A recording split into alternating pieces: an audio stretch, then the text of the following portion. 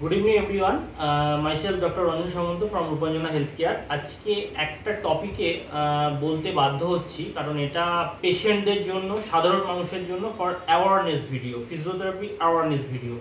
धरुन आपनी physiotherapy treatment कराबेन, सेटा केन कराबेन बा किभाबे कराबेन सेई डिसिशन मेकिंगटा एकजन फिजियोथेरापिस्ट डाक्तारबाबुई नेबेन।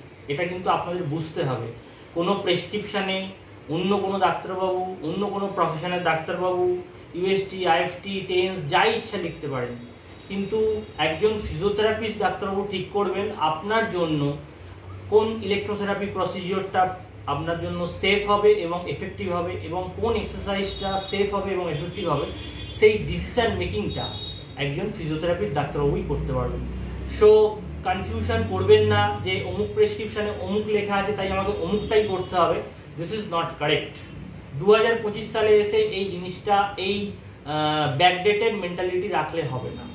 আপনাকে একজন ফিজিওথেরাপিস্ট ডাক্তারবাবুর কাছে কনসাল্ট করে ফিজিওথেরাপি ট্রিটমেন্টের ব্যাপারে উনি সবথেকে বেস্ট আপনাকে অ্যাডভাইসটা দিতে পারবেন। ধরুন আপনার ক্ষেত্রে একটা বেসিক উদাহরণ দিয়ে বলছি যে স্পন্ডাইলোডিস্থেসিস বলে একটা সমস্যা আছে যেটা কোমরের ব্যথা সৃষ্টি করে।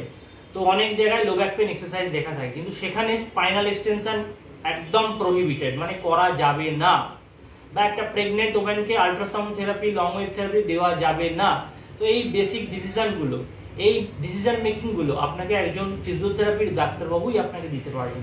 সো প্রেসক্রিপশনে কি আছে না আছে সেটা বড় কথা নয়, আপনি ফিজিওথেরাপি ডাক্তারবাবুকে দেখান এবং তার কাছ থেকে সঠিক পরামর্শটা নিন, তাহলে আপনার ফিজিওথেরাপি ট্রিটমেন্টটা সঠিকভাবে সুস্থভাবে আপনি সেটা করতে পারবেন।